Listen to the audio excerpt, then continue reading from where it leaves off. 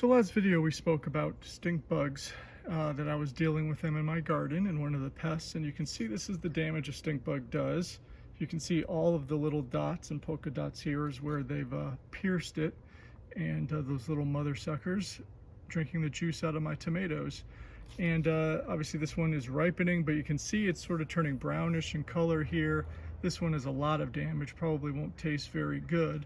So one of the things I'm trying to do is use these organza bags and cover up some of the tomatoes that don't seem like they're damaged to help protect them from the stink bugs. And one of the worst ones is over here. If I peel back some of the basil, you can see this one is really damaged. Yeah, you can see the rot here. Maybe. There we go.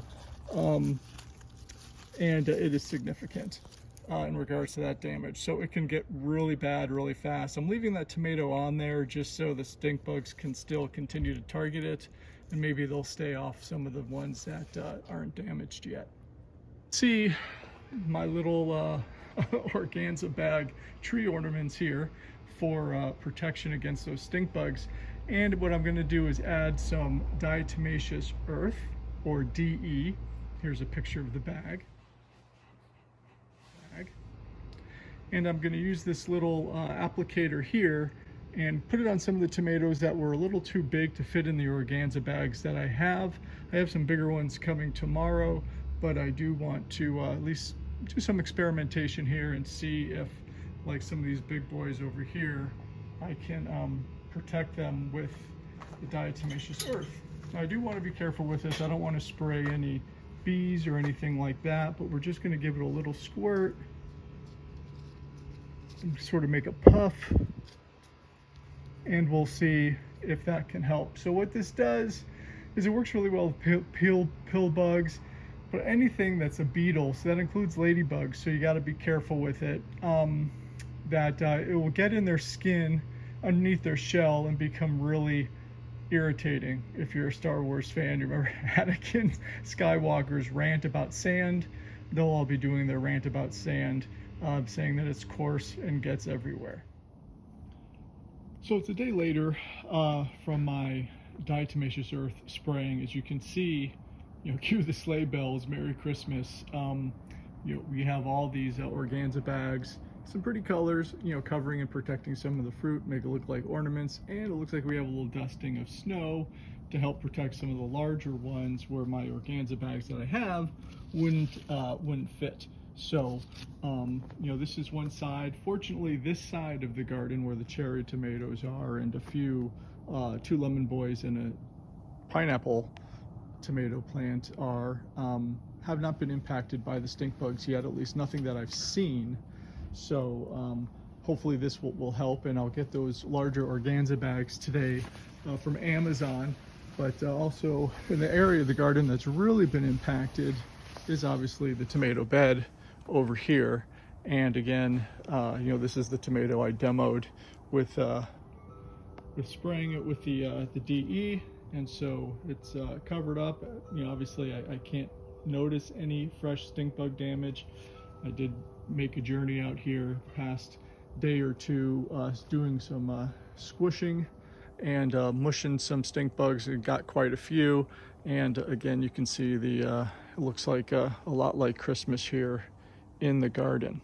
So I'll keep you posted on how this all works out. Hopefully it does the trick, and we can help maybe not rid the garden of stink bugs, but at least make their time here not very productive. One of the things I also do have to watch out for too are stink bugs on my peppers. So these are little lunchbox peppers, and these are green at the moment, but this one will turn yellow. And also I have some larger ones that I did hit with the DE, and I might hit these a little bit later today with it as well, because when the stink bugs can't get the tomatoes, they're gonna go after some other stuff like the bell pepper here, and try to pierce that one. And I've had stink bug problems with my bell peppers before, but never with the tomatoes. So hopefully again these organza bags will work. Larger organza bags I can actually use on these larger peppers, and then the ones those won't work with, I can I can spray with DE. And again, here's one of the pepper plants here that I put a little DE on as well to maybe deter the stink bug activity. So I'll keep you posted on that. So the stink bug topic brings me to one of those garden life lessons that you can take with you, and that is focus on what you can control. There's a lot that happens out here in nature, even though it may be in the middle of suburbia. You know, this garden is nature. It's a little ecosystem like we spoke about last time that I wanted to create, and there's only so much I can plan on. I can't count on rain. I can't you know, manage the weather. You know, 95 to 105 here in the Northern California foothills of Sacramento. It can get awfully hot. There's nothing I can do about that. And also, you know, that heat can cause some problems with your tomatoes. This is sun scald. So again, I can't control the sun and the intensity of it, but what can I control and what can I focus on? You know what, I have DE, diatomaceous earth, at my disposal. Let me see if that works and can control some of my pest issues. The organza bags, not only will those work with keeping insects and critters off your tomatoes and peppers, it can actually help protect your tomatoes from sun scald. I've also, before I had the organza bags, I've wrapped tomatoes in paper towels just to protect them from the sun. So those are the steps you can take that you can control. Use sunshade, suncloth. I put that over the garden, especially in spouts of those 95 to 105 degree temperatures that we're going through on and off right now. And that's what I can do, and that's all I can do. And the rest is out of my control. So you just kind of have to let it go. Yes, it's okay to be disappointed and experience that disappointment, but also it's not something you want to beat yourself up over and dwell on, because you know it has nothing to do with you. You're not a bad person, you're not a bad gardener, none of those things. You just kind of move forward and really, again, focus on what you can control. And then if you have peppers and tomatoes with sun scald on them, don't worry about it. You can still eat it. All you have to do is just cut that sun scald piece off, and you can definitely still eat the rest of this tomato or the rest of your pepper that has that sun scald. So here we are at the strawberry tower. You know, I love this planter. It's called the green stalk planter. You can get it from Green Stalk, and if you have a very small growing space available to you, you have a lot of square footage you can use to grow in this tower. You know, it's, what's this one? This is the 6 level one with the deep pockets. I happen to do strawberries in it, but you can do peppers, you know, small tomatoes, things like that. Pretty much anything you want to grow, you can grow in one of these. And there are 6 pockets on each level, so that gives us 30 pockets, and I decided to do strawberries. Well, I planted all these strawberries, and it was the first time I did it. There were a few that obviously I planted too deep, and out of the 30 I planted, 7 survived. And as you can see, there's much more than 7 here. But I didn't really get frustrated by it. You know, they've already died. There's nothing I can do about it. You know, I learned how to plant strawberries moving forward, but I also learned how to take the strawberries that survived and make them grow in all the other pockets. So there's always, you know, a plan A, a plan B, but you can control your response to the event that occurs. So I could have been really frustrated, giving up on all my strawberries, but instead I learned how to take the strawberry runners, put them in pockets that were empty and open, and continue to grow these strawberries. So again, something bad can go wrong. It may be out of your control, but there's always something you can do to help, you know, react to that event that kind of puts things back in perspective and give you a little bit more of that control back. So here's another growing area I have. It's actually on the opposite side of the house. The main garden that I've given you a tour of last time is actually on the north side of the house. But the way the sun travels, etc., it has really good sun exposure from probably mid-April to about mid-September. So it's a really good spring, summer garden. This one actually has southern exposure. It gets probably the most sun in any spot in the yard outside of where we have our swimming pool. But this is what I call a salsa garden. I went a little crazy here. I'm probably not going to do this again, but I did want to experiment with how much I could cram into a 4 by 8 foot space. And behind it is another bed where I do have some eggplants, and obviously, as you can see, some sunflowers and things like that popping up. But it does get shaded out a little bit, and it's not the best place to put small flowers in because they do get sort of leggy. But this main bed here, calling it the salsa bed because of these guys, which I'm super happy with, are the tomatillos. They've been super productive, growing really well. Also, bumblebees love the flowers.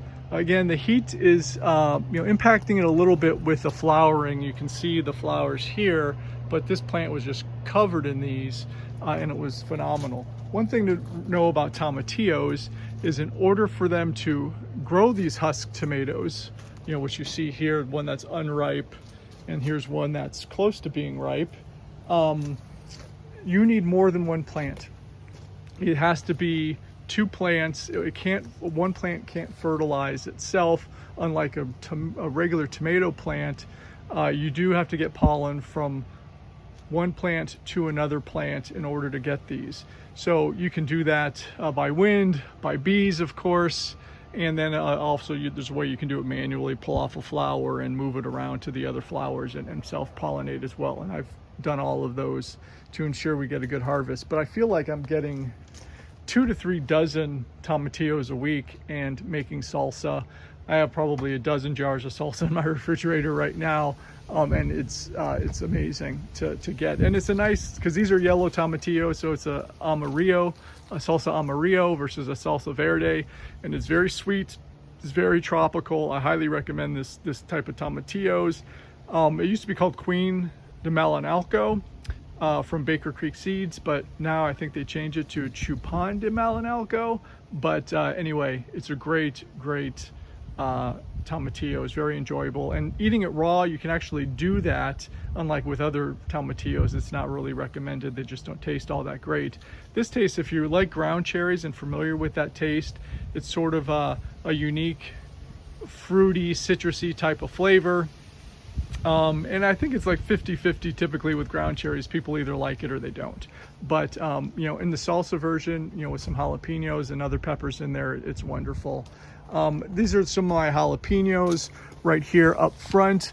If you didn't notice, I am a Star Wars fan, so I do have some Jedi jalapenos, and you can see how big this is as well. And then I have some this is also a Jedi pepper, and then the ones that are yellow with a little bit of red, I don't know if you can see back there, there's one right there, that is called the Santa Fe Grand, and it starts yellow, goes orange to red, and it's nice to pick several of them in multiple different stages of their ripeness, and it makes great cowboy candy, and I can go over that in another video on how to make that. So in the back here, I have 4 poblano peppers. You can see one of them right there. And they are real yummy and great to throw into the salsa. I have some golden gypsy tomatoes here. And these over here, I have some dwarf tomatoes. I heard dwarf tomatoes, I've never grown them before. So they'll go 4 or 5 feet, no big deal. Well, I put 4 in this area, way too many. 2 would have been probably what I should have done. And they are growing like crazy. So don't really recommend doing and packing them in this much, something that I've learned that I won't do moving forward, but they are very vigorous. They do have a lot of tomatoes here. I haven't seen the stink bugs back here just yet. Actually, I have killed 2, but I haven't seen any damage back here. But I did start protecting some of the other tomatoes here. And also, I have a couple of cucumbers. These are called cornito cucumbers, and they're very prolific and seem to do really well, even in the heat. Although some of these look like they're probably getting towards the end of their life. But their flowers are great. So here's a cucumber, and the cucumber does typically have male and female flowers. Well, this is a female flower, but it's also self-fertile. So there are your regular cucumber flowers, and there's a gynoecious, and then parthenocarpic. And the gynoecious means that they just do a lot of female flowers, and the parthenocarpic means it's great for greenhouses. You don't need pollinators. These will open up and form a cucumber no matter what, whether it's pollinated or not. So it's fun to come out here and grab those cucumbers. There's another one hanging over there, they're really good tasting cucumbers, whether you like them pickles or cucumber salad, fresh and raw. This back this is it. And again, of course, California, where I am, high temperatures, intense sun, and you got to have the shade cloth up. Without the shade cloth, it just will not work very well, and these fruits and vegetables and plants would be fairly damaged. One of the things too I want to point out is this is a Thai basil that's up here front with the flowers. It's one of the few basils that if you let flower, it doesn't impact the flavor of the basil itself. I like it for making curry dishes and Indian/Thai type of curry dishes. It's great tasting regarding that. And then you can see here also in the rocks below is sweet alyssum. This stuff is very self-seeding. If you live in an environment like mine that things can grow almost all year round, this can get out of control very quickly. But little bees and wasps and hoverflies love this stuff. They can overwinter in it, and they also can take care of your aphid problems. And also I have a whole 4 by 1 foot space over here specifically for the alyssum as well. I gave up vegetable growing space just for this. It's been wonderful. And I guess a couple years ago I did plant some carrots, and some carrot flowers are growing up through here too. And if you've never experienced carrots flowering, I do recommend it. If you like growing carrots, save a couple and don't pull them and eat them, and let them go to flower. They're gorgeous. And again, bees and the pollinators and hoverflies all love it as well. Now this little beauty sitting on the counter here is called a brandy Fred. And I think I'm gonna have a little tomato sandwich for breakfast this morning. Some beautiful pink coloring there. So let's flip this over. Beautiful. Now this is something I learned from a fellow YouTuber, Jacques in the garden. Well, he takes a piece of garlic. Again, this was grown in the garden and it's wonderful. And you scrape the toast. Now I'm gonna need 2 hands to do this, but we'll scrape the toast and put a little bit of garlic flavor on there, and it really adds a lot to the flavor profile. So now the star of the show, let's do the tomatoes. Perfect. Nice.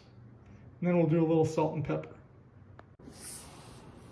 So of course, one thing you can do that is totally in your control, especially in the garden and in life, is enjoy your successes.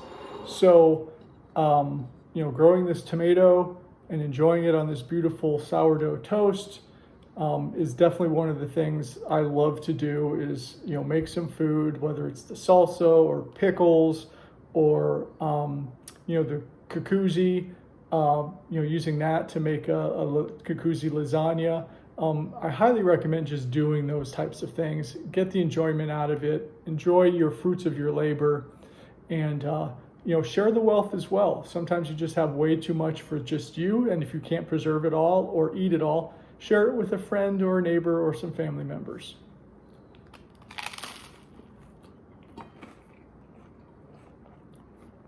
It's some really good stuff. And putting that garlic on the bottom, clutch. So I'm going to finish up my toast here and drink the rest of my coffee. But thanks for joining and watching this episode of Garden Therapy. Really appreciate you tuning in. Again, if you like what you've seen and are enjoying the videos, please give it a thumbs up and subscribe. And I'm going to take some control right now. After I finish eating this, I got to go put that shade cloth back on and protect the garden to the best of my ability. Thanks a lot. We'll see you next time.